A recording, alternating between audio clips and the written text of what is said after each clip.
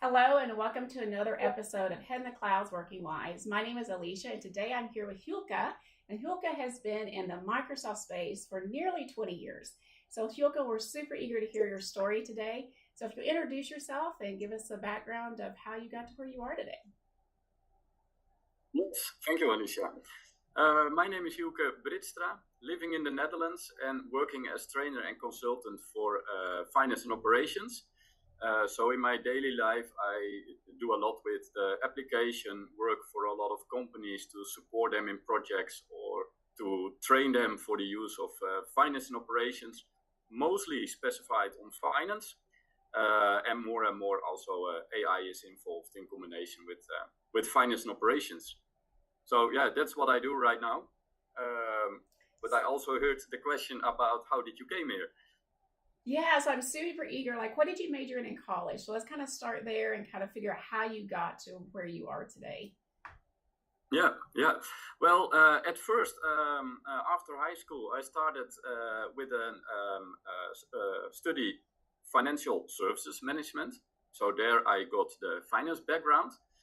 And that was my first study, and almost at the end of that study, I didn't know exactly what to do. So I liked some parts of the study, but I didn't like all of it. And I faced some struggles in my life at that moment. I was thinking about future and fate, and I was thinking about what should I do? Shall I take a job or shall I do something else? So after that study, I went to a Bible school in the Netherlands, and for a year, I followed a study about theology and Bible study. And when that was finished, I started to study theology for becoming a pastoral care worker. So yeah, I did 3 studies which are quite different for each other. And at the end, I ended up in IT, in the finance and operations world. That is so interesting. So your faith intersected with your IT or interest in finance and stuff like that. So Could you kind of tell us a little bit about that? Like, how did you actually decide to go into the IT field instead of like the pastoral field initially? Yeah. Well, it was like when I started to study financial services management, I already had a side job. And on that job, I did everything that they could let me do. So it was like small task. They needed somebody for that task. It was easy to do, so they hired me. I was 15 years old when I started there, so I could do the job. And well, step by step, new tasks came in, and it was 2006 when they implemented Axapta 3, and more I got involved in working with Axapta. So first it was like entering large sales orders. They needed somebody that just had a sales order on paper that needs to be entered in Axapta, and I was the one that was doing that all day. So the orders came in Axapta. But more and more, they saw that I had feelings with working with the system. So they asked me, can you help us to write down the instructions how to work with Axapta? So I made work instructions for all the processes they did in the company. More and more I got questions about, we want a change in the system. Can you help us to find out if that is possible? So I took time to test, to work with the system. And if I could not find the answer by myself, I had contact with the Microsoft partner that supported us. And we were talking about, is it possible? Sometimes I had to write the functional documents for the change that we needed. So more and more during that job, when I was studying all that studies that I mentioned before, Axapta became a bigger part of the side job that I had and the task that I did there. So step by step, that grew.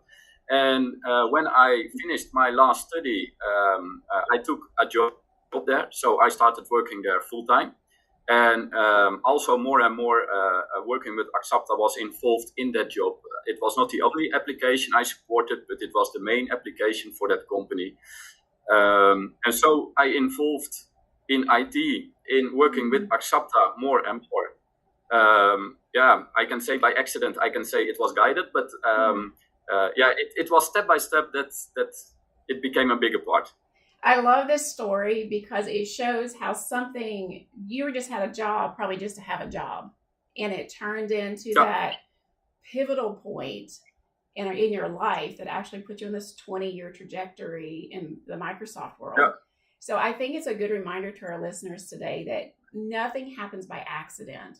So even if you're going about your day-to-day task, doing something that seems to be very trivial, like, hey, I just have a job to get money, people are put in your path to kind of open you up to find out where you have passions and where you actually have skills that you probably didn't even know you had a skill for this at that point in your life, right? Hey, that's right.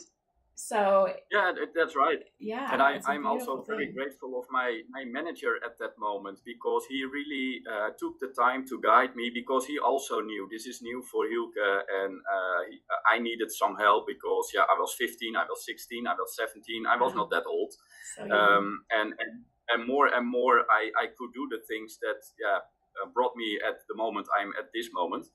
But it's really step by step. So I'm a little curious, was it the human element, the fact that you had the ability to help people in the process? Is that what gave you energy, or was it the actual technical part of it, or was it a combination of both? What kind of drew you and said, hey, I love this, I want to do this more and more? What was that one thing?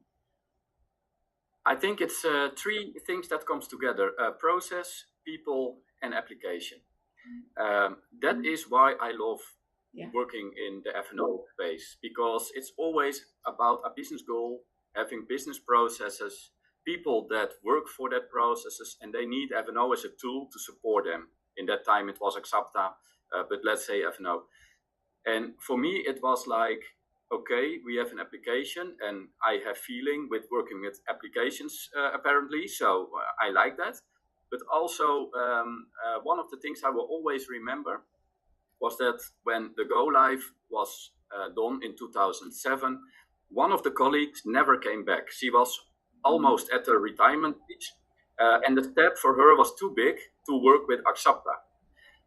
So the awareness about people, and people as a success factor by working with ERP, I got that, well, one day after go live, because she didn't came back, and I was thinking about, so we have a good application now. Apparently she cannot work with it, she is too scared, or she can't do it at least. So I found out very quickly that having a good application is not the only thing for being successful as a company by using it. And then I was thinking about process, people, tooling, and that combination is still why I love the job. Wow. That's really good. I think that's going to resonate a lot with the people that listen to this, because I think a lot of us, including myself, that's why I do what I do. It's because it makes you realize that you're impacting not just the business, but you're impacting people's day-to-day lives. You're making their lives better. You're expanding their footprint. You're expanding their horizons. And so many people that actually go into consulting, just like yourself, started out on the customer side. They worked on a Microsoft project, and they're like, wow, this is fun. And they kind of got the itch, and then they went into it. So I think that story is very common across consultants. So once you got the flavor and this taste in your mouth about IT and working with software, what actually took you into your next Microsoft role? Well, I did for a couple of years the work that I just told about full time for the company. And then I realized I'm an internal consultant. I'm consulting the company, I'm advising the company, I'm helping the people how to use it. And I was thinking about, I want to do this for more companies. I want to be an external consultant. And the current employee where I work now, they were the supporting partner for that customer, and I called them and I said, I think I want to do this for more companies. I think I want to be a consultant and a trainer. So they hired me. I'm still working here at the moment. And it's like the combination of seeing so much companies, meeting so many people, seeing so many different users of finance and operations in all the different branches, the different companies. The cultural part, when it is for multiple companies that comes together. Step by step, I enjoyed it more and more. And I did not do the projects that I'm doing right now when I started. So it's like starting with smaller projects, smaller tasks, and now doing bigger projects, bigger tasks. But still, it was the drive to do it not only for one company, but doing this for a lot of companies and a lot of people. So I think that probably networking came into that. You created really strong relationships with different people inside the organizations and outside the organization, which allowed you to brand yourself as an expert in this particular field. And so that then carried over and gave you more opportunities. Were there any specific challenges that you kind of ran into on that journey, whether it be working with different types of personalities? Because again, being a consultant, you work with all ranges of type of personalities, or maybe even challenges in the form of like making that decision to go being an internal consultant to an external consultant. Can you kind of take us through some of that emotional journey that you went through? Yeah, I think the first year I have seen so many challenges for myself, because for me it was like I worked for one company, and when you are not finished today, you continue tomorrow. And in most of the times that's okay. Sometimes you have a deadline, but work that isn't finished can be done on the next day. When you are an external consultant, the next day you are at another customer. So you need to handle your time much more efficient than I had to do with my previous job. And also the first time you go to a customer, you know, they pay for my advice. So also, of course, when you are internal, they pay for you. But in that case, they know what you can, they have put you on that place. And as external consultant, they hire you for your expertise. But in the first year I worked here, I was quite nervous sometimes. Am I really the one that can fix that problem? Do I know enough? Do I have enough experience? Do I see enough of that company to fix their situations? So I really enjoyed the first year, but also because I learned a lot and I grow as a consultant, but also I had a lot of nerves to wondering myself, will I be good enough to do this job? I think that's so that was a challenge as well. I think that's a very common experience around consultants. I know a lot of people feel like, well, I've only done this type of project, or I've only done this. And I think that's part of that human element coming in, because one of the things that happens, I've noticed in my personal life, as you grow, it's very uncomfortable. And that's what's happening as you're growing and as you're learning, working on different projects, you become very uncomfortable because you're hearing things and seeing things that you didn't hear and see before. So what are some things that you did to kind of overcome that? Or how did you come to realize that it was okay that you didn't know and that you were able to get beyond that? What are some things that you did to that helped you? Yeah, good question. I think one of the things that I would really recommend everybody to do is do not stop when you see that fear, when you face the fear. I really will remember, and I think I will remember it for my whole life, that the first customer I went to, I had shaking hands when I stepped out of the car. I was so nervous, am I going to fulfill the job that I need to do? But I went in the company and I did what I had to do. So don't let your fears stop you, because of course it can be scary. And of course, you know that you will make a mistake sometime. It's human to do that, but don't let that stop you. At the other hand, make sure that you do the right checks. And that is what I think I always did. If I was not sure exactly, is this a good idea for this customer? I knew that I was, quite right maybe, but I had some doubts. I called a colleague that was a senior and I said, I have one question. I need to discuss it. I need to do a check, a double check sometimes to make sure that I'm doing the right thing. So finding the right people around you that can help you at the right moment was also something that I quickly learned, that I needed that to make sure that if I was, on a place that I was not certain 100% or maybe not 90%, that I could call somebody, can you help me for a minute, to make sure that I'm doing the right things. So I'm a little curious about this because I've been in similar situations. So I'm curious how you're going to answer this. You are a blogger. You're a Microsoft MVP.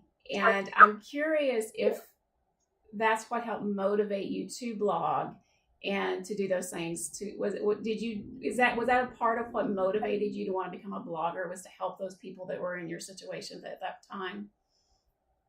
Yeah. I think it was a couple of years ago that I realized, okay, I am talking to a lot of consultants and I'm a trainer, so I train a lot of consultants as well. And sometimes in trainings, senior consultants came to a training from me. And I was nervous as well because I thought, okay, they have so many experience. What can I learn them? Yeah. And every time I find out that I could learn them quite a lot or something, but always they learn something. And then I realized, okay, maybe I know quite a lot of F&O at this moment, based on my experience, based on what I do. And then I realized, okay, but 15 years ago when I started, I was searching on Google so many times to find out how things worked. And I was so happy when it's common, I think. At the moment, I would say ChatGPT or Copilot, but we had Google and I had to Google so many things. And if I didn't understand, I was searching on YouTube, can I find a video about it? And I was so happy with all that people that took time to blog, to share a video, to make a podcast. And I thought, okay, I think it's my time now, because next generation consultants will come and they need the same information as me. So my main purpose of starting to make blogs, and it's still the main purpose, is every blog should help at least 10 people. Yeah. If it will help 10 people, I'm happy, because if I can help 10 people to the next step with one of my blogs or a video, it means that they have learned from me something that I have learned as well, and that they can use it to, well, follow the same route as I did, starting, being nervous, learn a lot, but being more comfortable every day when you are in the projects. I love that so much. One of the big things that I heard you say is you shifted from being a consumer to a contributor. So you went, because you spent so many years consuming other people's content, and then you got to a place where like, hey, now I'm going to contribute and give back. And I think as a leader, because that's what we are, we're leaders we're experts in the Microsoft field. I think that's the switch. I think that's how you can tell someone is really an expert or a leader in the field, is because now they're contributing and not just consuming. So I think for people that are watching this, if you're interested in getting kind of to that leadership level or that next level, start contributing, because I think a lot of people know a lot of things and they've been doing this for years and years and years, but they don't ever contribute. They still stay on the consuming side. And I think that the world's a better place when we give and we're able to contribute, because I mean, even now, like I'll be running into an error message and I'll Google something to see if I can find a blog about it. And it's such a gift when you actually do find something, right? For sure. You're like, oh my goodness, there's that error message or that one flag. So the thought that you can put that smile on those 10 people or 100 people or how many people's faces that day, that's giving back. That's a priceless gift that you're giving to the community. Yeah, and I think it's important that community will help each other, and everybody can do that in different ways. I see people doing a lot on the community forums as well. Well, I'm not so good at it because I'm more a writer, I'm more a trainer maybe. But I'm really happy to see some answers sometimes on the forums. That helps me as well when I see indeed an error message and you think about what should this mean. It's really helpful, and I think F&O is an application which is so big, you can never know everything by yourself. So it's something we have to do together. So on your journey through your career, I'm assuming you got married at some point in that cycle and had kids. Could you kind of talk to us a little bit about that journey and how your personal life and your professional life kind of meshed together? Yeah. I'm married more than 10 years ago, and our oldest one is almost 10. And then we have a kid of 7 and one of 6 years old. So I must say, when I started this job as being a consultant, our oldest one was 3 months old. And in the next years, we got 3 kids, quite young, sleepless nights, I must say, and a busy life. In the same time, I wrote a book about Bible study, which is published in the Netherlands. So it's a really different topic, but also sharing knowledge about, well, in this case, Bible study. And sometimes I even look back and ask myself, how did I manage this? Because having 3 kids in that age, like you need to do everything, you don't have a lot of sleep. I wrote a book, I started to blog later. I think one of the things that helped me is having discipline. So if you want to do something, make it not too big, make sure you are able to handle it, make a task list for yourself. What are the goals I want to reach and how can I reach them? And is it possible? Make the right choices. That's really important. And when I look to F&O at the moment, when I started with Axapta, the total application had 14 modules. That was it. Each module was, I think, about 35% of the functionalities of the current same module. So it's not only the amount of modules that became bigger, but it is also the modules itself that became bigger. And there was no application landscape. Now we have an application landscape. So I think if you are starting in the work field or you are working with F&O, one of the things is make realistic goals for yourself. You can't do anything. And I think that helped me a lot during that time. And one of the things I always have in mind is every year I want to do one new thing. So every year I want one new thing, and that can be something in F&O. So a couple of years ago, my one new thing was I will start to blog. Just every week I will share on LinkedIn and we see what happened. Another year it was I want to write a book. So I wrote the book. It was not about F&O, but yeah, I think every year one new thing. Wow. That's a good goal to have, because I think I'm hearing you over and over and over again talk about a growth mindset. You're willing to grow and to change and to evolve as a human. And I think that's why you're a leader in the space, because that's one of the things that I've noticed of people that are willing to be uncomfortable, because you have to get uncomfortable to grow. It's just a characteristic that's going to follow us. You're a lifelong student, right? I mean, you're always in learning mode. And I think that that's one of the exciting things, because you're curious. You're curious to know how things work and how you can add value to people in your circle. So it's great. Yeah. And I think being so curious also means you have to choose, because I'm curious in everything and that's not possible. So make realistic choices, because that's important. And I must say, of course, I'm really happy to be an MVP, because it's nice. And as you know as well, we have a lot of contact as MVPs. We help each other when it's needed. But there I also say, for me, most valuable papa is more important than most valuable professional. So I'm really happy to have that title. But still, if my kids don't get what they deserve from me, it's worthless. So first MVP is most valuable papa, and then it's nice if you become most valuable professional. And that's also something I really keep in mind. How many time do I spend for it? Because it takes time to blog, to make videos, to prepare.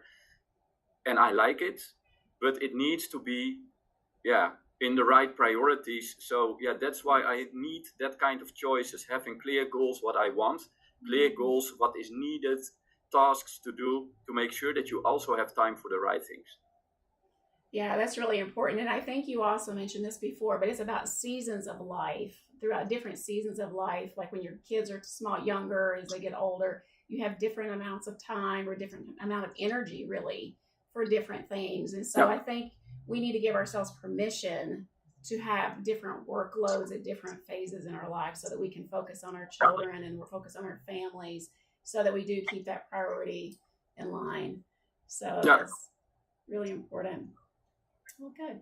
I think the most important thing.